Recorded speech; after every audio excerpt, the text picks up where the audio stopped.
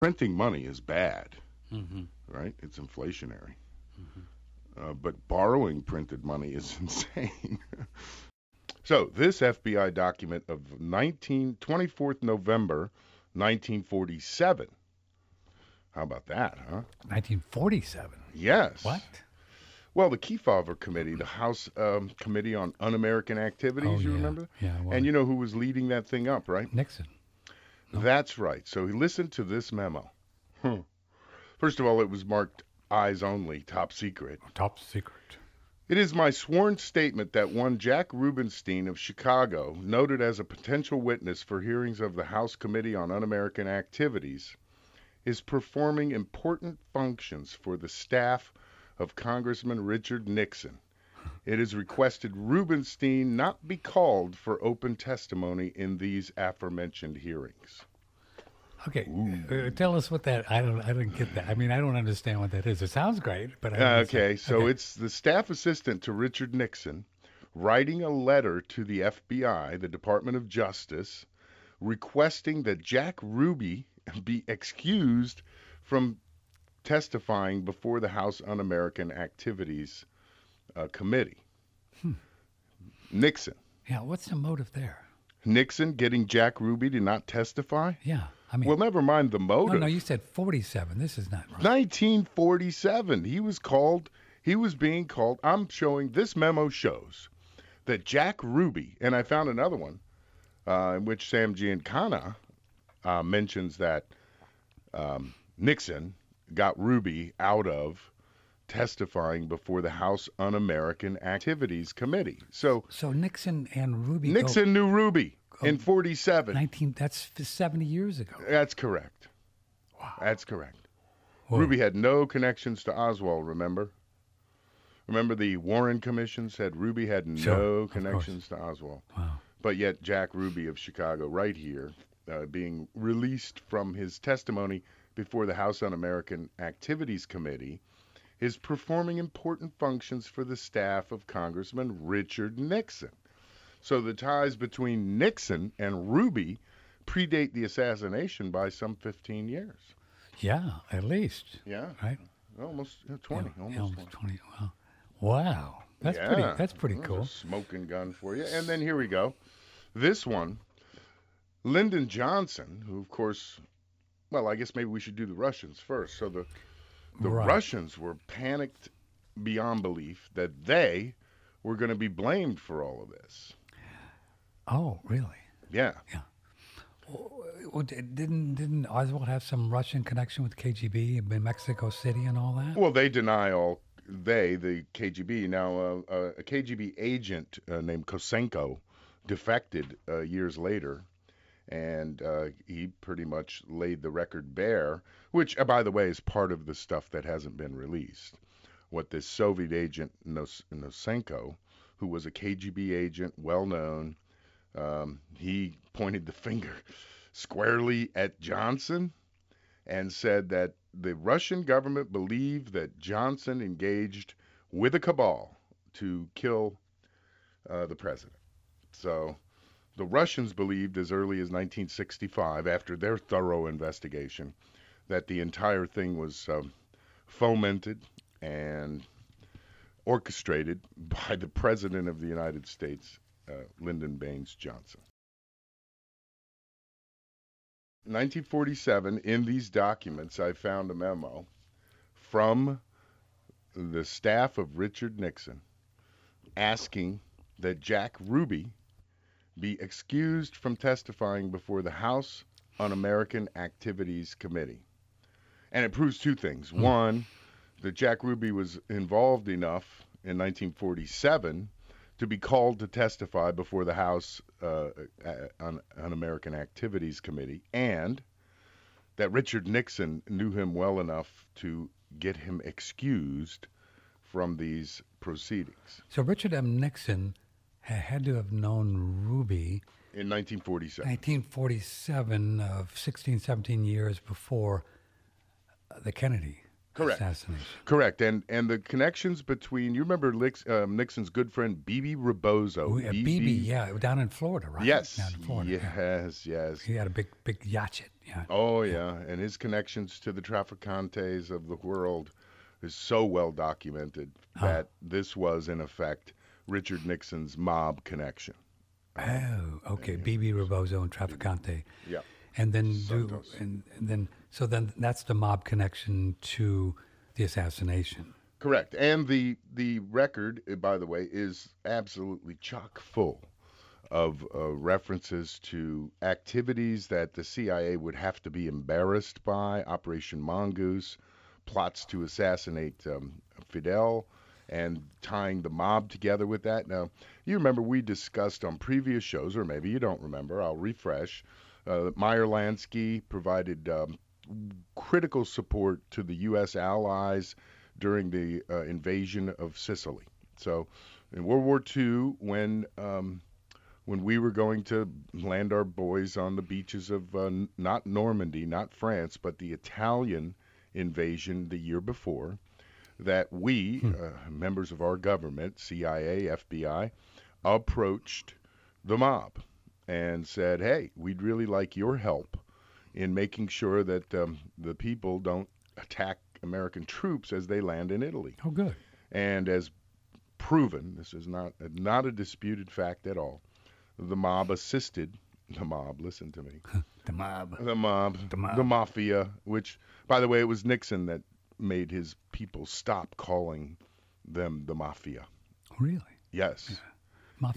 He ordered the Justice Department. You remember, this was in a period now, Robert Kennedy, JFK's brother, had been pursuing with great gusto the organized crime in America. Yeah. Oh, my goodness. Yeah. One of the things that made his life so difficult, JFK I'm referring to here, is the fact that his father, Joe Kennedy, also mobbed up, closely connected, had promised those folks that, he's going to be your president. He'll back off. He'll be good. Don't you worry. If he gets in, you won't have to worry anymore.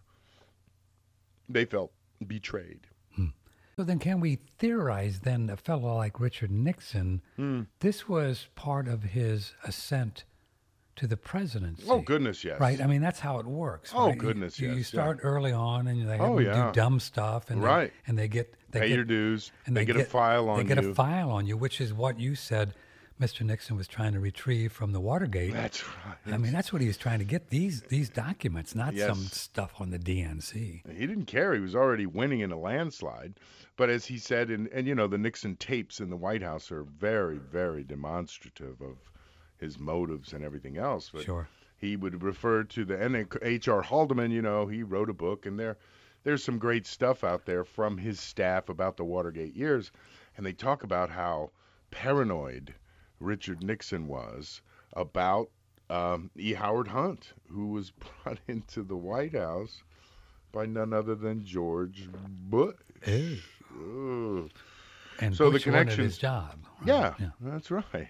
So the connections here between Bush, Nixon, and Kennedy and LBJ are just so palpable. You could cut them with a knife. Clint Murchison, does that name ring a bell? He's Sure. a famous Texas oil man. Texas oil dude. He hosted a party the night before that everyone was at. Richard Nixon, Yeah, who was, remember? Nixon was there too. Yeah, but Nixon, curiously, everyone remembers where they were when Kennedy was assassinated. Sure. And so someone asked Richard Nixon on 3 separate occasions, where was he when Kennedy was assassinated? I'm trying to find that file because I found it most interesting. So I went back to every interview that Nixon gave, and found where he gave 3 different 3 different answers. 3 different answers of how he found out that Kennedy was shot. One, he says his cabbie took a wrong turn, and some housewife came out of the house screaming, and he rolled down the window and asked her what was wrong, and she said the president had been shot. But that doesn't jibe with the photo of Lyndon Johnson sitting in the terminal at the airport. With Johnson or Kennedy? Johnson. Or Nixon you're talking about. No, I'm sorry. Yes, I'm sorry. Yeah. Nixon. Okay, yes, Nixon. forgive me. Yeah. Nixon. Sitting at the airport with obvious foreknowledge, And then he gives another interview in which he talks about his cabbie turned on the radio, and that's how he heard that Kennedy was assassinated. Meanwhile, he said, quote, "The cabbie missed a turn somewhere, and we were off the highway. A woman came out of her house screaming and crying. I rolled down the cab window and asked what was the matter, and she said, John Kennedy had been shot in Dallas." But the API photo shows a glum-looking Nixon, hat in hand, sitting in what appears to be an airline terminal. The caption on the UPI, sorry, I said API, UPI press photo reads, "Shocked Richard Nixon, the former vice president who lost the presidential election to Kennedy in 1960, is shown Friday after he arrived at Idlewild Airport in New York, which is now LaGuardia, following a flight from Dallas, Texas, where he had been on a business trip." Now, he said to the Warren Commission that he came back that day before Kennedy was assassinated, when in reality it was the next day. As president, Nixon ordered White House spy chief E. Howard Hunt to forge diplomatic cables to make it look like President Kennedy ordered the murder of South Vietnamese leader Diem. Really? Yes. Wow. And he sent another spy, Anthony Usalowitz, to Chappaquiddick to investigate the Kennedy car wash up there. He placed Kennedy under 24-hour-a-day surveillance in an effort, in Nixon's phrase, to catch him with one of his babes. And Nixon pressed aides to plan a false story linking Senator Kennedy to the 1972 assassination attempt against George Wallace. What does Andrew know about the Zapruder film? I've heard that it was doctored, and so tell folks what it was. There's a lot of young kids listening, and nobody. All knows right, so I it. talk about the 11 people that are in the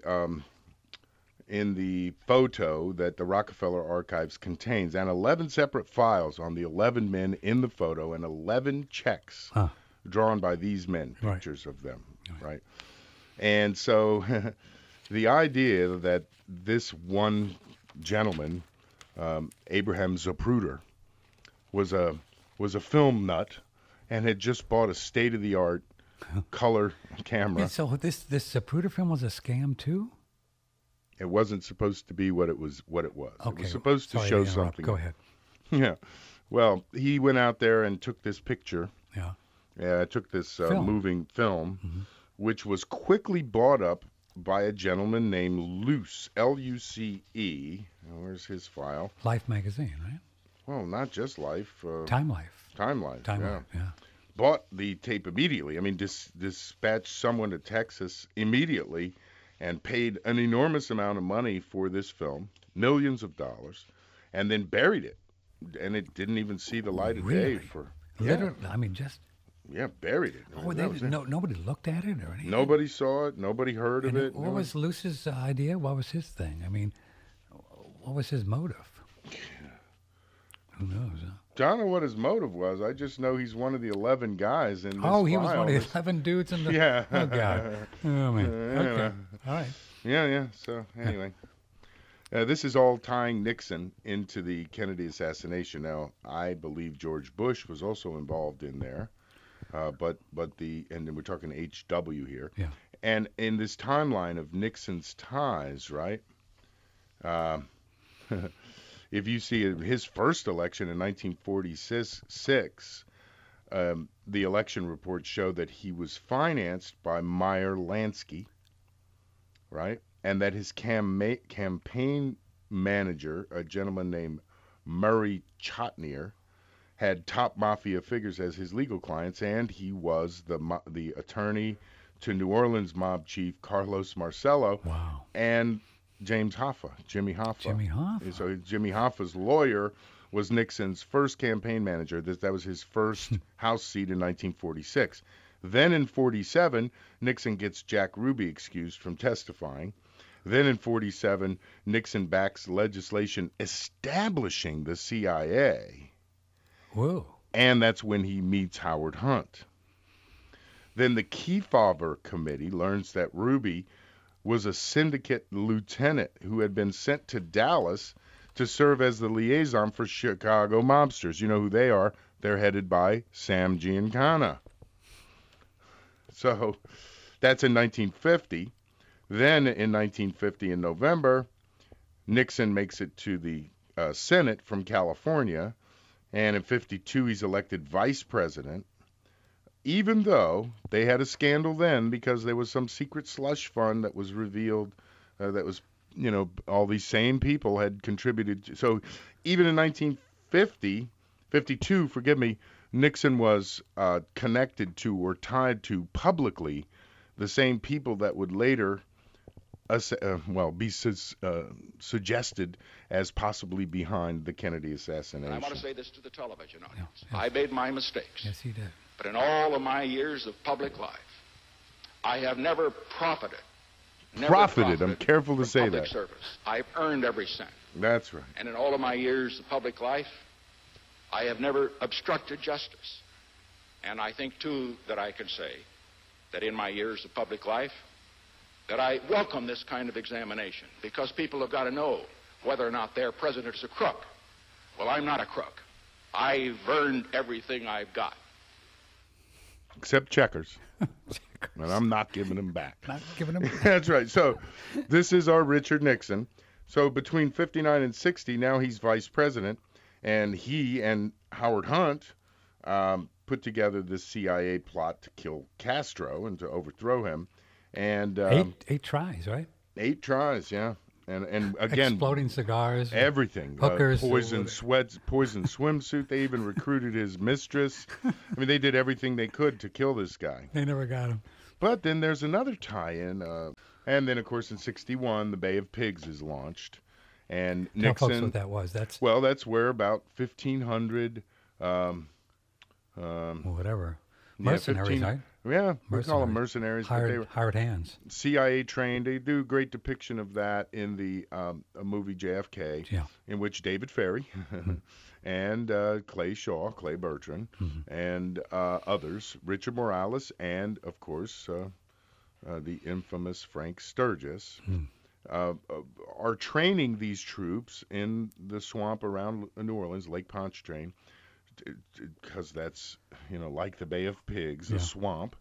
So they're going to invade Cuba, and we're supposed to provide close air support. The Air Force. That's right. Right. And they were going to just kill Castro, right? They even had fake jets. They had jets, made up so that they couldn't be tied to the U.S. and so forth. Wow. And they were ready to take off. All they needed was the go-ahead from Kennedy, who said, I'm not giving you that air cover. Well, no, it's part of the plan. Well, without it, these 1,500 guys didn't stand a chance against 20,000 Cuban troops. So, Bay of Pigs is launched. It's a monumental failure. And everybody blames Kennedy. Nixon blames him. The CIA blames him. The Cuban exile, leaders blame him. If he would have given the air support, they would have succeeded in overthrowing Castro. Kennedy is so mad at the CIA for getting him into this. This is when, April of '61, where he issues that security action memo in which he planned to essentially put the CIA under the military's control and scatter them to the winds, as he put it. So, scatter them to the winds. And that November '61 is when Nixon fires Allen Dulles as Kennedy fires Nixon's pal, Allen Dulles, as CIA chief. So Allen Dulles, of course, fingerprints are all over this. And then in '62, that's where you don't have Dick Nixon to kick around anymore. He loses his race as governor of California after somebody realizes, hey, wait a minute, what's this $205,000 loan from Howard Hughes to your brother? Really? What did Howard have against JFK? I mean, who knows? Who knows? I just know that he loaned a bunch of money to Nixon's brother, and it blew up in his face in November of '62, and he's lost his race for governor of California. Of course, now November the year before, Kennedy fired Nixon's Allen Dulles guy, and then in '62, '63, he actually goes to dismantle the CIA. And then, of course, the rest is history. In the summer of '63, you have Lee Harvey Oswald and David Ferry. And remember, David Ferry is the guy that was experimenting with the cancer drugs, and that's Dr. Oxner, who Oxnard, was actually, Oxnard Hospital, New Orleans. Right? yes, Dr. Oxner was actually employed by the CIA to develop an injectable or sprayable cancer-causing For agent. Castro. Yeah, for Castro. And Mary's Monkey is a great book uh, about Lee Harvey Oswald's girlfriend at the time, who's, even though he was married to Marina, he was carrying on with this young lady who later wrote a book, Lee and Me, Yeah. which kind of blows that whole story open.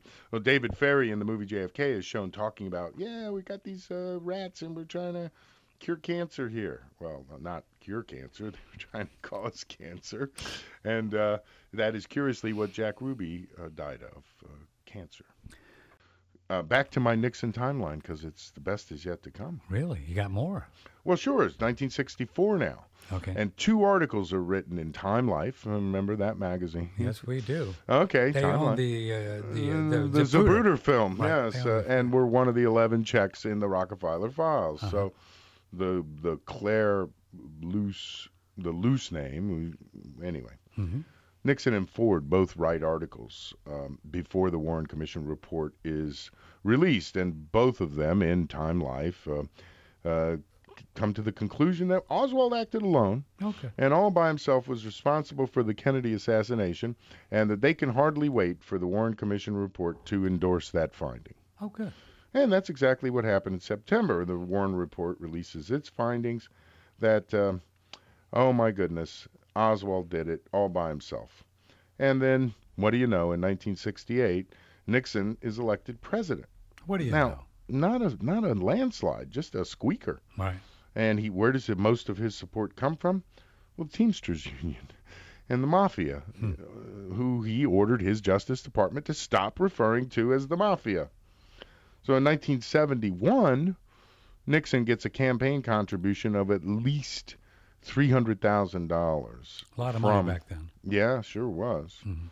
And immediately he grants a pardon to Jimmy Hoffa, who had been convicted of jury tampering 5 years earlier. He pardoned Jimmy Hoffa? He pardoned Jimmy Hoffa, yeah, in 71. Jeez.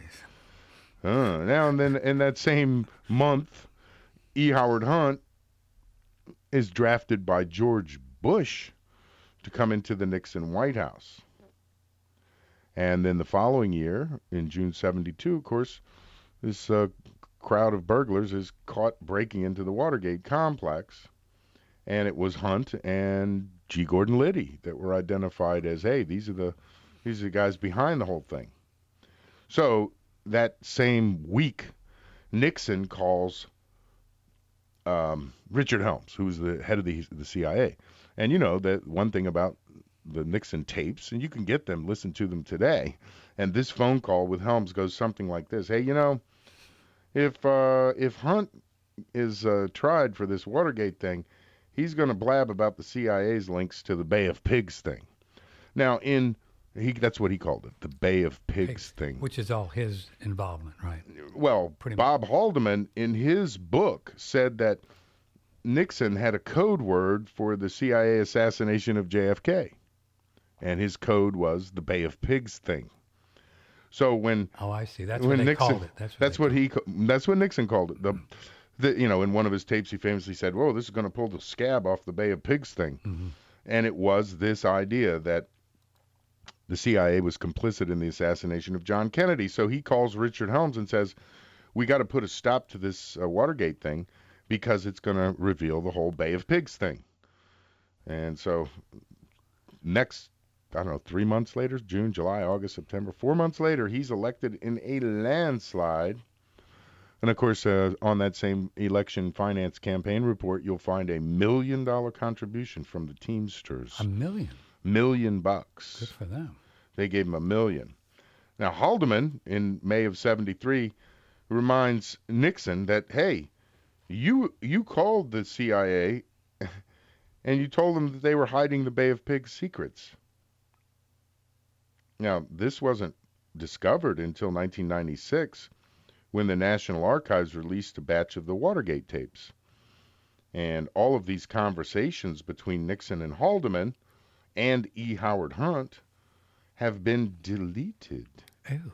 for national security reasons. So you remember that whole thing about Rosemary Woods deleting 18 minutes? 18 minutes? Right. How come? Where? How come it's been erased 27 times? It's because he's directly speaking about the Kennedy assassination, according to Haldeman.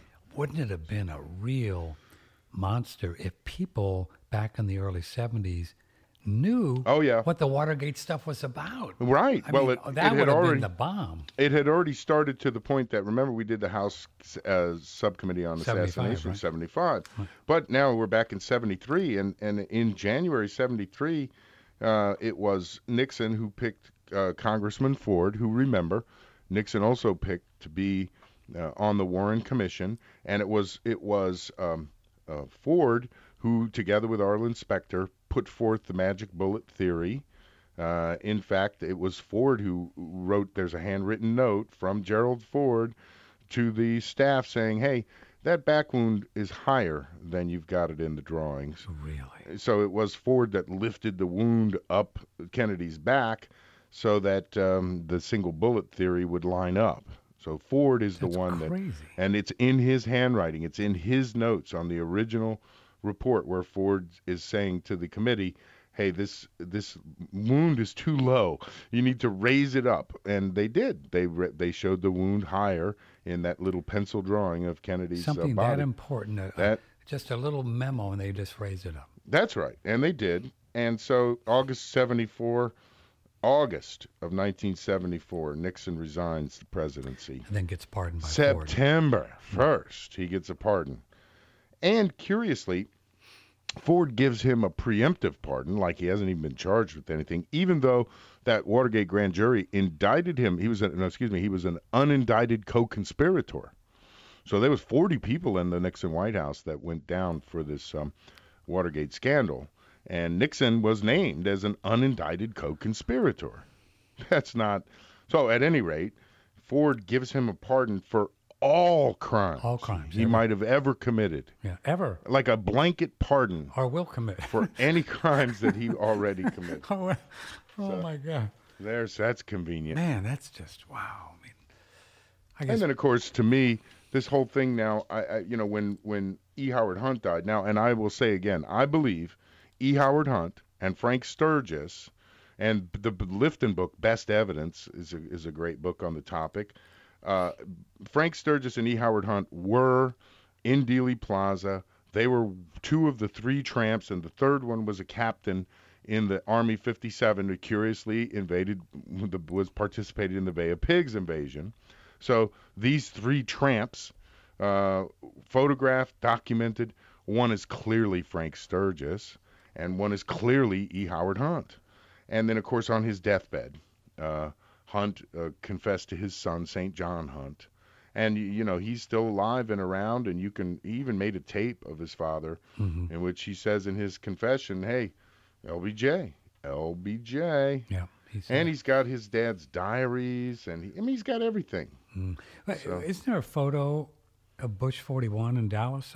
Oh, sure. Bush 41 was in Dallas. Was in Dallas that day? Poppy Bush, yep. Wow. And there's a note here. Well, you asked me what was in the archives. Yeah. I did find a note. It is from Lee Harvey Oswald to a Mr. Hunt, saying, I need some help here. I need information. Lee Harvey Oswald writing to E. Howard Hunt? E. Howard Hunt. When? Yeah.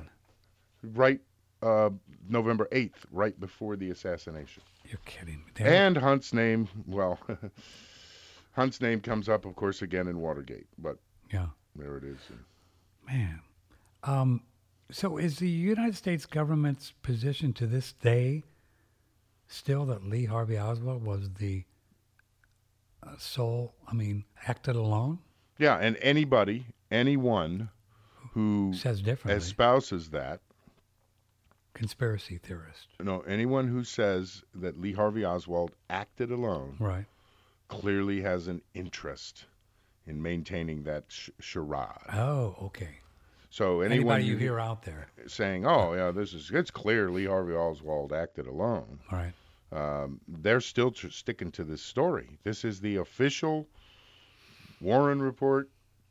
Even though the Church Committee At the end of all of the things they did, concluded that this was a conspiracy. There was more than one person. Yeah, and which nobody ever talked about it in '75, right? No, no, no, No. no, no, The, no. the church committee said that, but then But it was, nobody, nobody no said- reporting. I don't remember that coming. Right? No reporting. But they actually said that there was more than one people. Oh yes, yeah. They concluded that a conspiracy most likely killed President Kennedy.